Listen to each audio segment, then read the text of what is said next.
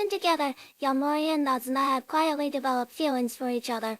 However, their relationship was progressing at a glacial pace, much to the frustration of Nicole and the others. To give their romance a little push and to entertain themselves, Nicole dragged Yamori away from Nazuna's house, while Hachiukai, to have a heart-to-heart with Nazuna. Nicole took Yamori to their usual rooftop hangout where Kikei and the others had been waiting. They asked about his relationship with Nazuna, claiming they fully supported them. After all, it would determine whether Yamori could become Nazuna's familiar. But their real motive was far less noble. They just wanted juicy gossip for their drinking sessions. Midori teased, "Oh, you think Nazuna is cute?" When Yamori shyly agreed, they insisted he should say it out loud every day, no less. The mere suggestion made him blush, prompting the group to mercilessly tease him. Meanwhile, Hatsukaya took Nazuna to a boutique. He sensed that Nazuna hadn't stopped Nicole from taking Yamori because she too wanted advice. How could she make him like her more? He picked out an outfit completely unlike her usual style, claiming humans couldn't resist that mold, but Nazuna just felt awkward. Realizing she was still hesitant about romance, Hatsukaya switched venues to a bar. With alcohol loosening her tongue, Nazuna finally mumbled, "How do I get Yamori too? You know, like me more?" Seeing her flustered expression, Hatsukaya understood. Her crude jokes and indifferent FA8 were just armor. Nazuna exposed, vehemently denied it but soon passed out from the drinks. Hatsukaya called Yamori to take her home. On the way, recalling Nicole's words, Yamori whispered, "Nazuna has always been cute." Unbeknownst to him, Nazuna had woken up just in time to hear it. The next day, Nazuna dragged Yamori onto a train to Tokyo. Surprised, Yamori asked if she, like most people, idealized the city. Nazuna admitted she used to visit alone out of boredom, but without purpose or company, Tokyo felt hollow. It was never about Tokyo, she said. It was about not being alone there. As they wandered the streets observing couples, Nazuna suggested they could study their interactions. Yamori, however, fixated on men hitting on women, was their intent impure. Did that mean he and Nazuna were distant from real romance? Nazuna disagreed. What if those impure encounters lead to dating, then genuine feelings? Isn't that how we started? For vampires, biting is an intimate act. Her words struck Yamori. Love isn't a fairy tale. Maybe it's ordinary for everyone else. At the zoo gates, Yamori wondered what it looked like at night. Nazuna, ever impulsive, scooped him up and jumped the fence. The empty moonlit path felt surreal until they gave up on spotting animals unsettled under a tree. Nazuna asked if Yamori preferred Tokyo or their hometown. He said. Before I had no reason to stay. Now I do. It's where I met you. Touched, Nazuna smiled. I'm glad it's you here with me. As usual, after she fed on his blood, they began the journey home closer than ever. One day, Yamori's friend Mahiro, still upset over their earlier argument, went to a bar to seek advice from a woman named Hoshimi. While Hoshimi asked if Mahiro really disliked Yamori, Mahiro explained that unlike himself, someone who changes to accommodate others, Yamori never compromises who he is. He admired that about Yamori and deeply respected him. Hoshimi said there was no problem and told them to go reconcile. Meanwhile, Yamori and Akira were discussing the recent vampire attack. Akira didn't want Yamori to end up like those creatures, but she also wouldn't stop him from becoming a vampire. If that time came, she told him, he could drink her blood. Yamori laughed and said, "Then you'd better not fall for me." Just then, Mahiro arrived and interrupted them. He asked Yamori, "No matter what happens, we'll always be friends, right?" After getting a firm yes, Mahiro added that while he didn't agree with Yamori becoming a vampire, if it came down to it, Yamori could drink his blood too. Hearing Mahiro say the same thing as Akira, both Yamori and Shikari burst out laughing. As the two made up, Hoshimi stepped out from behind Mahiro and greeted Yamori and Akira. With just a brief encounter, Yamori realized this beautiful woman was also a vampire. He tried to run and steal, but Hoshimi stopped him. She asked why Yamori smelled like a vampire. Yamori admitted he'd been associating with vampires because he wanted to become one. He knew vampires often deceived humans when turning them into thralls, and while he didn't judge their methods, Mahiro was his friend. He couldn't let him be kept in the dark. He demanded to know if Hoshimi had told Mahiro she was a vampire. Yamori expected her to threaten him into silence, but instead, Hoshimi earnestly confessed she was just afraid Mahiro would hate her if he knew the truth. She begged Yamori to keep her secret. Her sincerity made Yamori mistake her for a good person, and he insisted she come clean to Mahiro. But in an instant, Hoshimiya's expression darkened. "I'll do things at my own pace," she hissed. "Stay out of it." Just then, Mahiro reappeared, asking what they were talking about. With no other choice, Hoshimi confessed, I'm a vampire, just like the monster that attacked you. She turned to leave, but Mahito grabbed her hand. I already like you, he said. I don't care if you're a vampire. Hoshimi pretended to need time to process her feelings, but inwardly, she was thrilled this match she could still make him her thrall. The next day at school, Mahito reminisced about his first meeting with Hoshimi. He'd been delivering flowers for his family shop when he ran into her. Seeing how much he loved them, he gave her a single bloom. She asked what it symbolized, and when Mahito admitted he didn't know, she smiled and said, tell me next time we meet. Sakura suddenly interrupted his thoughts. Mahito asked her why Yamori could so easily choose to become a vampire while he feared the unknown. Shikari replied, because Yamori is an idiot, and you're not. You're too smart to decide without thinking. But in truth, Mahito was only pretending to agonize. He already knew his answer. That night, Mahito found Yamori and asked, how do I get a vampire to bite me? Since this was a vampire matter, Yamori brought Nikiyama and Hakka for advice. Hakka was annoyed that Yamori had broken his promise of secrecy. But after smelling Mahito as sentated by a vampire, he realized things were serious. The four discussed the situation at a bathhouse. Mahito and Akiyama were shocked to learn Hakka was actually male. When Hakka heard Mahito was Hoshimi's potential thrall, he was surprised. He told Yamori that most vampires are content with one thrall, even who had the most among their acquaintances. Only had 7, but Hoshimi had 50. Hakka advised keeping this from Mahito, though he added that since Hoshimi had willingly revealed her nature, she might genuinely be considering the future with him.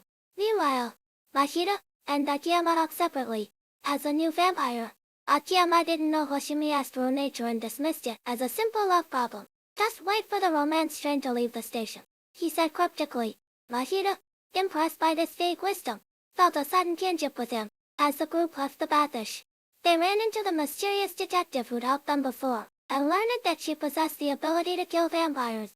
Hakka asked if she had come to eliminate them this time as well. Ugui's confirmed Hakka's suspicion but stated that her target this time was only Akiyama.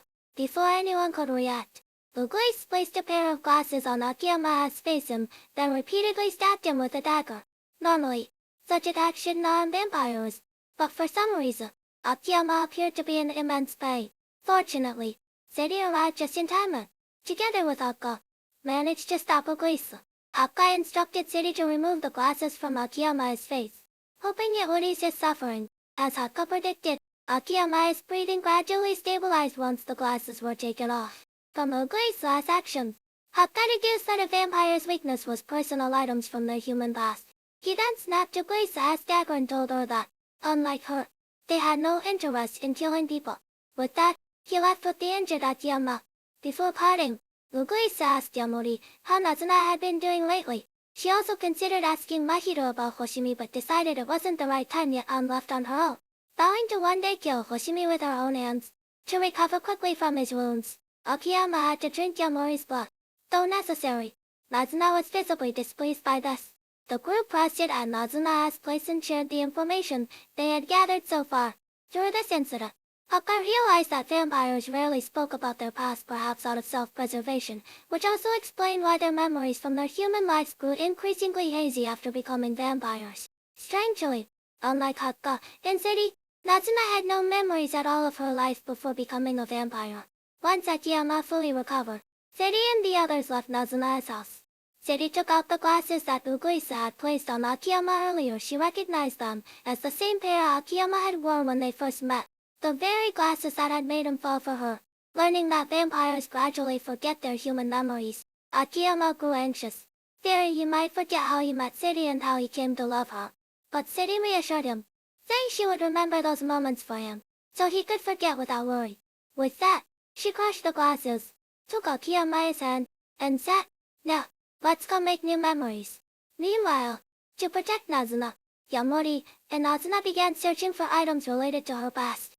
During their search, Yamori was surprised to learn that Nazuna, despite being a vampire, was only around 30 years old. Nazuna was horrified, lamenting that being 100 or 200 years old would have been cooler. 30 just makes me an obasa, which was why she had avoided telling Yamori her age. She feared that if he knew he was falling for a woman around his mother's age, he might hesitate. Despite their efforts, they found nothing related to Nazuna's past. When Yamori asked her what her earliest memory was, Nazuna replied that it was waking up on the mattress in this very room. Yamori discovered a hospital registration card inside a wallet dated roughly 30 years ago, coinciding with Nazuna SH. They speculated that this hospital might hold some clues. Late at night, the hospital was deserted, and Nazuna couldn't resist trying to scare Yamori with a ghost story. Instead, she ended up startling herself at an odd noise. Following the sound, they found Kabura, another vampire, working there. Nazuna showed him the registration card, but Kabura dismissed it as something she must have dropped while feeding on someone at her place. She tried to shoo them away, but Yamori sensed he was hiding something after all. A vampire working at the very hospital card from around Nazuna's birth was too much of a coincidence. Kabura agreed, but only if they accepted her condition. Nanakusa and Yamori had to dress as a nurse and a patient respectively. "This is a hospital, I don't want unnecessary trouble," she said, urging them to move quietly. She told Yamori that if he wanted answers, he'd have to investigate himself, but sternly warned them not to enter the abandoned room 307. Nanakusa had expected Kabura's condition to involve something like drinking Yamori's blood. After all, Kabura's favorite pastime was stealing others' familiars. She'd even prepared a retort on that into NTR. But instead, the two wandered aimlessly until they reached the forbidden room 307. Seeing the door plastered with seals, Nanakusa declared this place is definitely haunted. Yamori searched online for ghost stories about the hospital and found rumors of a nurse in uniform who could walk through walls into room 307. He figured it must be Kabura and suspected the room held something related to Nanakusa. He decided to ask Kabura for permission to enter, but Nanakusa predicted she'd just say, "No. Ask again, and I'll kill you." After all, Kabura had always been the type to say irritating things. Yamori suddenly noticed that Nanakusa spoke as if she'd known Kabura for a long time. He recalled how, when they first met, Kabura's concern for Nanakusa seemed to go beyond mere camaraderie. Just then, a sudden urge to pee interrupted his thoughts. He asked the Nanakusa to get off his back so he could use the restroom, but while they were separated, Kabura secretly took Yamori away. She asked if he'd become her familiar, but Yamori refused, saying he'd only ever be Nanakusa's. Then, he posed his own theory. Was Nanakusa Kabura's familiar? Meanwhile, Nanakusa, growing impatient, barged into the restroom, only to find Yamori gone. Anxious, he searched the hospital alone until a strange figure startled her, causing her to stumble into room 307. Inside, she found a photo frame. She took it and confronted Kabura just in time to overhear her conversation with Yamori. Tossing the frame at Kabura, Nanakusa declared, "Actually, it's the opposite. Kabura is my familiar." Naturally, their guesses had all been wrong, leaving both Yamori and Nanakusa deeply embarrassed. The photo showed Nanakusa and Kabura together, but strangely, Nanakusa was dressed as a nurse while Kabura wore a patient's gown. With the truth exposed, Kabura dropped the act.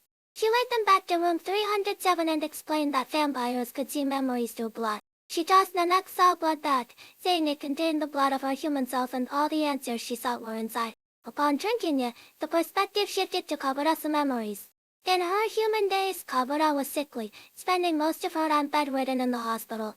The nurse who cared for her looked identical to Nanakusa, and over time they became friends. One day, Kabura asked for her name. Nanakusa Haru. Eventually, Kabura recovered and left the hospital. But her long absence had made her an outcast among her friends. When she overheard them calling her a burden, the stress made her collapse again. Back in the hospital, she reunited with Haru, who was furious on her behalf. "I hate people who badmouth others behind their backs," Haru said. When Kabura tried defending her friends, Haru bluntly told her they weren't real friends. She hugged Kabura and asked, "What kind of person do you want to be?" At the time, Kabura didn't know how to answer, until her so-called friends visited, casually talking about playing together after her discharge, completely ignoring her health. That's when Kabura realized they never truly knew her. Heartbroken, she confided to Haru, "I hate everything. My family. My friends. Will I always be surrounded by things I despise? I just want a normal life to run and jump like everyone else." "Kabura, is there someone you love?" Haru suddenly asked. "You already know the answer." With that, Haru drank Kabura's blood, and from that day on, Kabura began her new life as a vampire. Later, at Haru's suggestion, Kabura also became a nurse, and the two spent many happy days together until one day, Kabura was shocked to learn that Haru was marrying a human man and was even pregnant with his child. Heartbroken over Haru's choice, Kabura was even more devastated when Haru refused to drink blood after the marriage, leading to her death from malnutrition shortly after giving birth. In her final letter to Kabura, Haru revealed that she had named her child Nanakusa Nazuna and asked Kabura to take care of her. But Kabura, shattered by Haru's death, blamed blamed Nanakusa for taking Haru away from her forever. She initially planned to kill Nanakusa but couldn't bring herself to do it upon seeing how much the child resembled Haru. From then on, Kabura raised Nanakusa until she could live independently. After hearing Kabura's explanation, Nanakusa realizes she wasn't turned into a vampire by becoming someone's thrall, she was born as one. But why does she have no memories from before? Kabura compares it to humans not remembering their infancy, explaining that when she first met Nanakusa, she looked the same as now but had the mental state of a newborn. Still, as the child of a human and a vampire, Kabura wasn't overly surprised. Now that the truth is out, Kabura urges Nanakusa and Yamori to leave. Seeing Nanakusa's face only brings back painful memories of losing Haru, and she hates Nanakusa for it. After they leave, Kabura sits alone, lost in memories of Haru, murmuring, "Did I fulfill your last wish, Haru?" Suddenly, Yamori returns, interrupting her thoughts. He insists Kabura is lying about hating Nanakusa. Her action shows she cares for Nanakusa like a mother. Kabura doesn't deny it but warns Yamori not to act like he understands her. Learning that Nanakusa is Yamori's first love, Kabura admits Haru was hers. She confesses she spent years turning humans into thralls. Desperate to understand how Haru felt when she drank Kabura's bloody cycle that's left her emotionally twisted, she urges Yamori not to end up like her and to cherish Nanakusa properly. On their way home, Nanakusa reflects that Kabura's hatred is understandable after all. The woman she loved had a child with someone else and left that child in her care. But doesn't mean Kabura's love for her was ever fake. Just like humans, vampires are complicated, contradictory creatures. The next day, Nanakusa drags Yamori back to visit Kabura, partly to remind her about the vampire's weakness. Yamori has been oddly cheerful since learning Nanakusa was born a vampire. It means she's never loved anyone else before, prompting Nanakusa to tease him for being childish. Their noise quickly draws Kabura's attention, and once again, she makes them play nurse impatient. But now, knowing Kabura's feelings for Haru, Nanakusa suspects her motives for the nurse outfit might not be so innocent. When they explain their reason for visiting, Kabura admits she'd already guessed a vampire's weakness might be an object from their human past. "I suppose it's time I properly say goodbye to Mai." As they leave the clinic, Yamori shares a new suspicion. "I only learned it about vampires because of Nanakusa. So what made Uncle hate them so much? Did something terrible happen to her?" Meanwhile, Uguisa, realizing she had arrived too late, was frustrated but quickly consoled herself there were other ways to kill a vampire. Kabura soon noticed traces of Uguisa's visit. She thanked Nanakusa for warning her in time, otherwise Uguisa might have already killed her. After Kabura left, Nanakusa told Yamori that, thanks to his help, her memories seemed to be slowly returning. She took him to an overlook, explaining that this used to be her favorite place. Whenever she was troubled, she would come here and wonder about the flickering lights in the distant city. Eventually, she realized those lights were races of people living their lives at night. The thought of so many people doing different things, living with different thoughts, calmed her. It was then that she had her first real question. What are humans? And why am I not one? Hearing this, Yamori remarked that if Nanakusa weren't a vampire, they might never have met. But since vampires live so long, he'd happily accompany her to create more favorite places together. Nanakusa smiled brightly at his words and took his hand. Their hearts drew closer in that moment. To protect themselves from Uguisa's attacks, the other vampires began gathering items from their human days. Midori headed to Akihabara for this purpose, and out of curiosity about otaku culture, Nanakusa dragged Yamori along. However, Akihabara had changed. It was no longer just a haven for hardcore otaku. Much to Nanakusa's disappointment, she had hoped to see the legendary pure otaku there. With no other choice, they accompanied Midori to meet her thrall Love-kun, who turned out to be the exact kind of otaku Nanakusa had imagined. Excited, she wondered why Midori had never introduced him before. Did she hide him because she was embarrassed? But Midori simply replied, "Love-kun is wonderful. What if someone tried to take him from me?" Yamori and Nanakusa didn't see what was so special about Love-kun, until they learned that when he first discovered Midori was a vampire, his immediate reaction was to ask to become her thrall. His decisiveness made him seem surprisingly cool. Yamori asked if Love-kun had thought Midori was joking, but Love-kun explained, "I've always struggled with people, so I lived alone. But Midori never looked down on me. Becoming a vampire or whatever. As long as I can stay with her, I'll do anything." That made him even cooler in Yamori's eyes. After learning about vampires' weaknesses, Love-kun understood why Midori had come. As her devoted fan, he had once researched her human life and collected many of her old belongings. Though reluctant, He decided to destroy them for her safety, but when it came to his weakness he stayed silent. The perceptive Yamori guessed it must be something related to Midori. Nanakusa jokingly suggested her underwear, but Love-kun clarified he got those after becoming a vampire, which raised questions they didn't have time to unpack. After several wrong guesses, Midori remembered Love-kun once mentioning a doujinshi he made. At the word doujinshi, Love-kun tensed up, revealing the truth. He confessed that after becoming a vampire, he found 500 unsold copies of a Midori-themed doujinshi he had drawn as a human. Rereading them was painful not because of attachment, but because the art was so bad it was basically a blacklist-worthy disaster. Still, for safety they burned every copy. As the flames consumed his work, Love-kun could hold back tears. Nanakusa comforted him. The art was rough, but I could tell you put your heart into it. You can always draw a new one. On this day, Nanakusa brought Yamori to a school, telling him that she had spent some time there about 10 years ago. Yamori was skeptical about whether Nanakusa could really remember events from a decade past, and the two got into an argument. In the end, unable to win the debate, Nanakusa silenced Yamori with a kiss, claiming victory. Since it was a night school, many students were still attending classes even after dark. To Yamori's surprise, Nico was working there as a teacher. She quickly spotted Nanakusa and Yamori peeking through the window and asked what they were doing there so late. Upon learning that Nanakusa was trying to trace her past based on fragmented memories, Nico invited them to experience school life together. During self-introduction, the usually bold Nanakusa became so nervous that she could barely speak, while Yamori impressed everyone with a well-delivered speech, earning their admiration. Feeling dejected, Nanakusa sought comfort from Nico, who, after briefly reassuring her, suddenly asked in a serious tone, "Do you remember me, Shiro?" Meanwhile, while searching for Nanakusa, Yamori stumbled upon a diary left by someone named Nishiro Kyoko in one of the classrooms. To his shock, the diary mentioned Nanakusa's name, suggesting a deep connection between the two. He brought the diary to Nanakusa and demanded an explanation. In response, Nanakusa led him to a house and revealed that, 10 years ago, Nishiro had witnessed her parents being brutally murdered there by a vampire. As Nanakusa recounted the past, the timeline shifted back 10 years. Just like now, Nanakusa had struggled with introductions and was ostracized by her classmates. By chance, she befriended the solitary Mishiro, who was obsessed with mystery novels. Under her influence, Nanakusa also grew to love the genre and even aspired to become a great detective. However, Mishiro warned her that real-life detectives were nothing like their glamorous fictional counterparts. Most of their work involved investigating affairs or stalking cases. Crushed by this reality, Nanakusa nearly cried until Mishiro hastily added that some detectives did help solve major crimes, which lifted her spirits.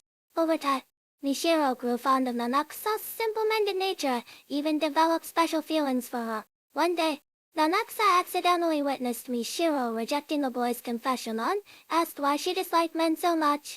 Mishiro explained that her father constantly cheated on her mother, making her despise him and by extension, all men.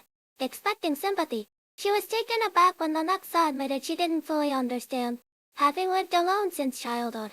Still, Nanakusa earnestly wished for Mishiro's family to reconcile, even if it meant seeing less of her. Touched by her sincerity, Mishiro felt that being with Nanakusa made her feel more normal. Driven by curiosity about affairs and the desire to play detective, Nanakusa investigated Mishiro's father's infidelity. But the more she dug, the more conflicted Mishiro felt. She discovered that her father's computer password was her birthday, filled with photos of her, and even the lighter she had gifted him was treasured in a locked drawer. Stubbornly, she insisted he probably never used her gifts, refusing to believe that the father she hated might actually love her deeply.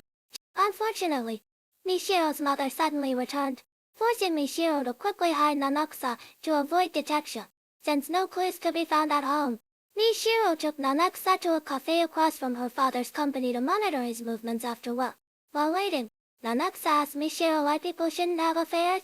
After some thought, Mishiro expressed that she disliked this behavior. The thought of her dearest family members arguing over such matters filled her with intense disgust.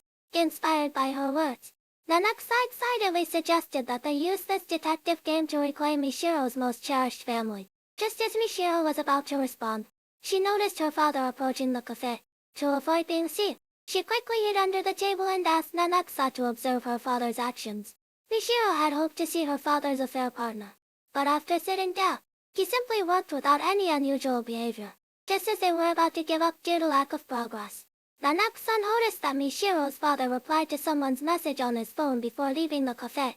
Seeing him take a taxi, Nanakusa decided to follow him but was unexpectedly knocked down by something and lost track of him.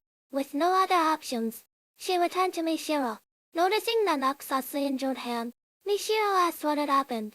Nanakusa lied and said she had accidentally fallen, but the unusually rapid healing of her wound aroused Mishiro's suspicion.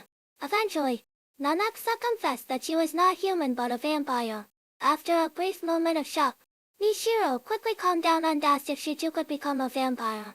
However, she was told that the condition for becoming a vampire was to first fall in love with one and then be bitten by them.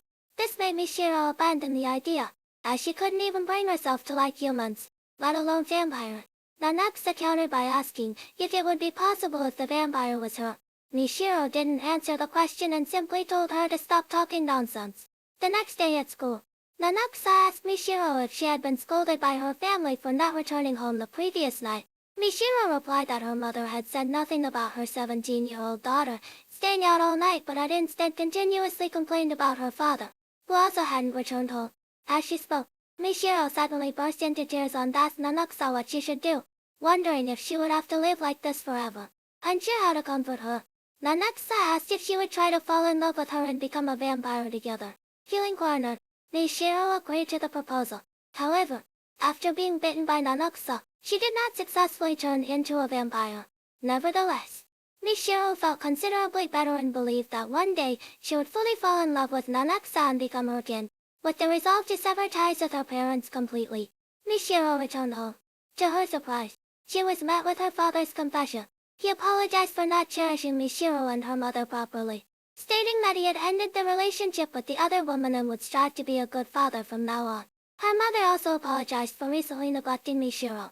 Coincidentally, it was Mishiro's birthday, and they had prepared a cake to celebrate. The sudden change in her parents left Mishiro flustered, but she was delighted, thinking her family could return to its former happiness. However, life played another cruel joke on her. To commemorate the moment, Mishiro's father took out a lighter she had given him, which he had always cherished and rarely used. For some reason, the moment he touched the lighter, he felt unwell, thinking her father was merely too excited and had fumbled. Mishiro placed the lighter back into his hand. Unexpectedly, the next second, her father underwent a drastic change in demeanor. He attacked Mishiro and killed her mother. Seeing her father's thirst for blood, Mishiro realized that, for some reason, he had turned into a vampire. Instinctively, she grabbed the lighter and struck her father, accidentally killing him. By the time Nanakusa arrived, she found Mishiro sitting helplessly on the ground. Noticing the condition of the bodies, she asked if a vampire had caused all this. Instead of answering, Mishiro told Nanakusa that she might never become a vampire. With those words, she bid farewell to Nanakusa and left. At that moment, Uguisu suddenly appeared, interrupting Nanakusa's recollection. Just as Nanakusa had suspected, Uguisu was the grown-up Mishiro. Mishiro's purpose this time was to issue a final warning to Hitori, although her targets were only vampires. If Hitori continued to interfere, she could not guarantee that she would not harm him. Hitori told Mishiro that he had decided to live with Nanakusa forever and would never allow Mishiro to continue killing vampires. Seeing this, Mishiro said nothing more and left. The next day, Nanakusa informed the other vampires that Mishiro was Uguisu. Said he was so happy that Nanakusa had not told them the truth earlier. Nanakusa apologized sincerely, explaining that she had not been entirely sure at first. Or rather, she had been unwilling to imagine that Mishiro was Uguisu. She had hoped that Mishiro had let go of her hatred for vampires and was living happily somewhere. Regardless, since the situation was caused by her, Nanakusa stated that she would find a way to stop Mishiro. Meanwhile, Hitori ran into Akira, who had just finished school. During their conversation, they discussed the upcoming Halloween. Hitori suddenly remembered that the day Mia's hero's parents were killed also happened to be Halloween. He had a bad feeling, suspecting that Mishiro was planning something for Halloween. Hitori shared his thoughts with Nico, but Nico believed that since Mishiro did not intend to harm humans, she probably would not do anything on a busy day like Halloween. So, Halloween arrived. The streets were filled with people in costumes. While Hitori and Akira were strolling around, they ran into Midori, and Hakka. Midori was unhappy that the two were not in costume and immediately dressed them up. Noticing Akira's impressive bust, Hitori asked if she would like to work part-time at their cafe. After sending off Midori and Hakka, Yoromori ran into Kabura and others. Akira was surprised that Yoromori had so many female friends, and Yamori quickly explained that they were all Nanakusa's acquaintances. Speak of the devil, Nanakusa and Nico soon appeared before them. Nanakusa said it was a rare opportunity and she intended to drink to her heart's content today. Nico also mentioned that she was going to find new subordinates and soon bid them farewell. Meanwhile, just as Yoromori had suspected, Nishiro appeared at the Halloween party. She saved a girl who was being harassed and threatened to harass her to do her a small favor if he did not want his wife to find out he was flirting with other women. So, Nishiro spotted Nico, who was searching for potential subordinates on the street. In front of the crowd, Nishiro shot and injured Nico. By the time Nico recovered, Nishiro had disappeared into the crowd.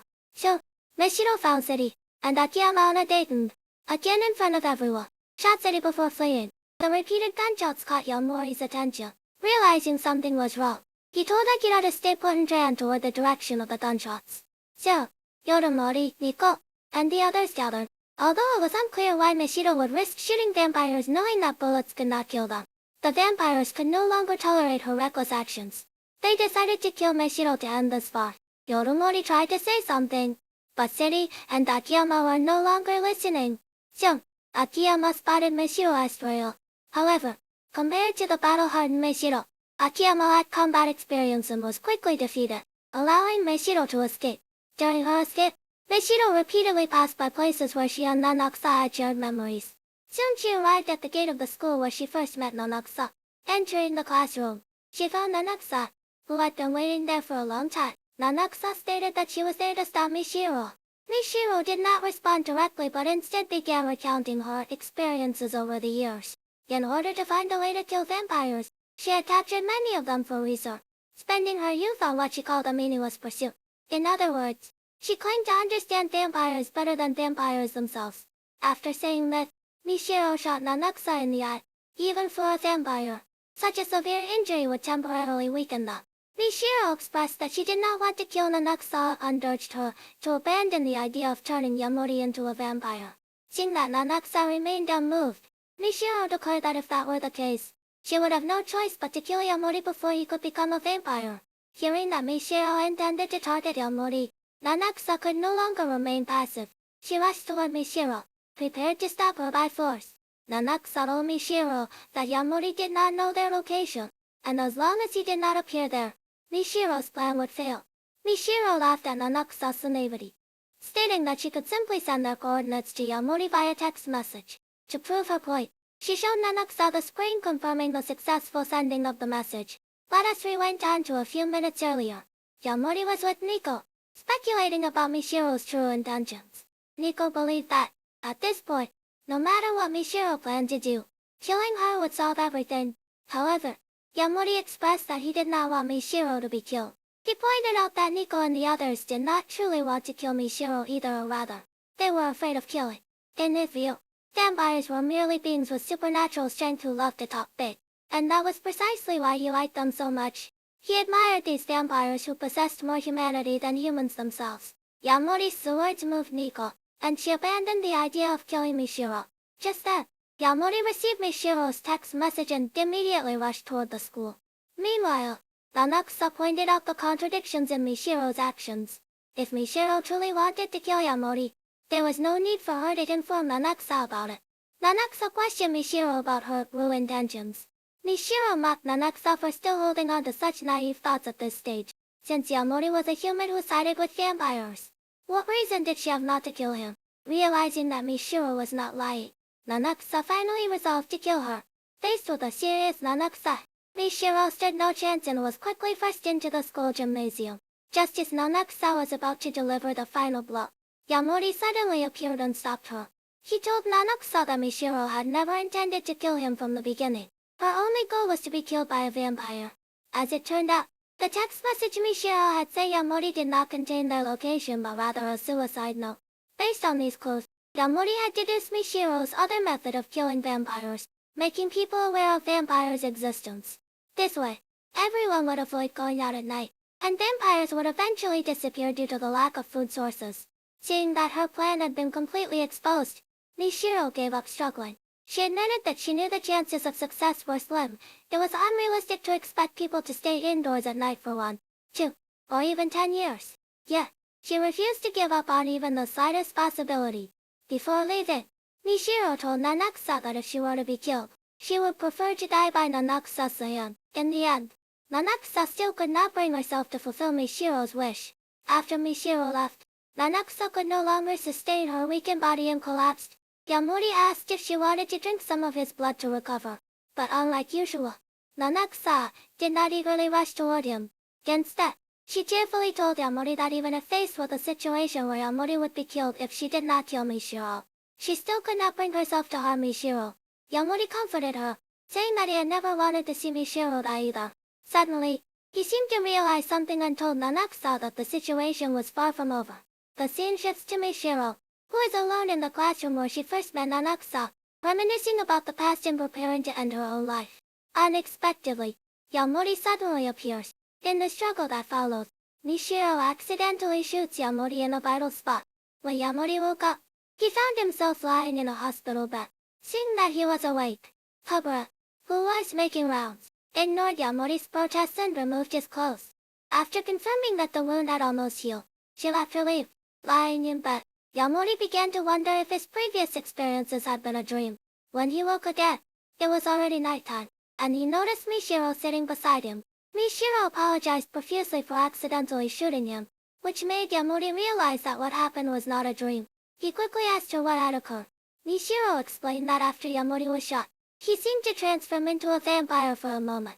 However, upon carefully examining his body afterward, she concluded that he was undoubtedly still human.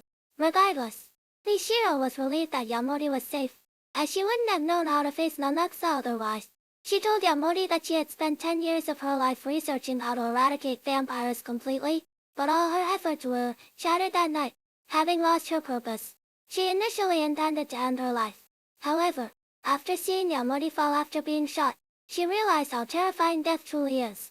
After ruining her life, she now felt like an empty shell. Mishiro expressed her hope that Yamori would not end up like her, failing to achieve any of her desires and becoming an unaccomplished old woman. Yamori recalled that since they first met, Mishiro had always worried about him following a similar path. To comfort her, he not only wished her a happy birthday but also remarked that, in his opinion, women are still considered big sisters until the age of 40. This absurd comment lightened Mishiro's mood significantly. She stepped out onto the balcony and found Nanakusa waiting there. Mishiro told Nanakusa that she had tried to love her but ultimately couldn't. Nanakusa apologized, blaming herself for being unappealing. The two then began bantering as if time had turned back to the old days. Meanwhile, Nico, who came to visit, learned the whole story from Yamori. As she was leaving, Yamori noticed a strange expression on her face and asked what was wrong. But Nico brushed it off, realizing that he hadn't seen Nanakusa since waking up. Yamori unconsciously pressed the call button on his wristwatch. To his surprise, he heard a sound from outside the door, saying that she had been discovered. Nanakusa had no choice but to pretend nonchalantly and enter the room. However, upon confirming that Yamori was safe, she couldn't help but rush forward and hug him. When Yamori heard Nanakusa thank him for saving Mishiro, he felt a hint of jealousy, remarking that even after being hurt by Mishiro, Nanakusa was still worried about her. In response, Nanakusa kissed Yamori and thanked him once again. The next day, Yamori had fully recovered and was ready to be discharged, which left him deeply puzzled. After all, he had been shot. How could his wound have healed so quickly? To find answers, Yamori and Nanakusa invited Mishiro out again. To their surprise, they noticed that Mishiro had cut her hair. While they hesitated whether to mention it, Mishiro impatiently stated that if they had nothing important to discuss, she would leave. Seeing this, Yamori and Nanakusa brought her to a izakaya. Surprisingly, Mishiro ordered only a drink, which dissatisfied Nanakusa. Mishiro explained that she wasn't good with alcohol, but after Nanakusa's persistent nagging, she finally ordered a beer. Mishiro suddenly asked Yamori and Nanakusa if they had noticed anything different about her that day. They understood she was hinting at her haircut, but felt it was too late to bring it up. After thinking for a while, Yamori resolved the awkwardness by complimenting Mishiro's new hairstyle. After the light-hearted moment, it was time to discuss serious matters. Yamori couldn't think of anyone other than Mishiro who knew more about vampires. He hoped she could help him understand what was happening to him. Michiro explained that, as she had said before, Yamori was undoubtedly human now. However, the moment he was shot, he seemed to briefly transform into something resembling a vampire. She speculated that Yamori might have already met the condition for turning into a vampire, falling in love with Nanaksa. However, being emotionally unaware, he hadn't realized it. In that critical moment, his heightened emotions allowed him to temporarily transform. Hearing that, Yamori finally felt relieved. It meant that one day, his wish to become a vampire could come true. Seeing an opportunity, Michiru asked Yamori and Nanaksa about the progress of their relationship. By that, she was slightly drunk and even urged Nanaksa to help Yamori lose his virginity, suggesting it might speed up his transformation. Her drunken remarks left Nanaksa speechless. Though she was glad to see Michiru returning to her old self, to take care of her, Nanaksa and Yamori brought Michiru back to Nanaksa's home. After settling Michiru down, the two planned to go out together to buy something to help her sober up. Unexpectedly, Michiru suddenly asked Yamori to stay and take care of her. Nanaksa naturally couldn't agree to let Yamori and Michiru, a man and a woman, stay alone in the same room. However, under the influence of Michiru's money power, Nanaksa quickly gave in. After Nanaksa left, Michiru, who was suffering from a severe headache due to drunkenness, asked Yamori to say something to distract her. Yamori talked about the series of people and events he had encountered since meeting Nanaksa. He had originally thought that adults and children were two completely different beings. But after meeting all kinds of adults, Yamori realized that these adults were indeed ahead of them on the path of growth. Yamori asked Michiru when she had started to realize that she had grown up. Michiru said she wasn't sure, but she knew that simply growing older didn't mean one had become an adult. Whether it was work or love, she had never experienced them. Could she really be considered an adult? After saying this, Michiru suddenly lay down in Yamori's arms. She cried and told Yamori that she knew what had happened was also related to her father. But if she didn't see vampires as objects of hatred, she would lose her purpose for living. Now that she had lost that purpose, she had intended to live an ordinary life. But Michiru found that whenever she was alone, she would start thinking about what her wasted 10 years had meant. Watching Michiru cry uncontrollably, Yamori didn't know how to comfort her and could only pat her shoulder.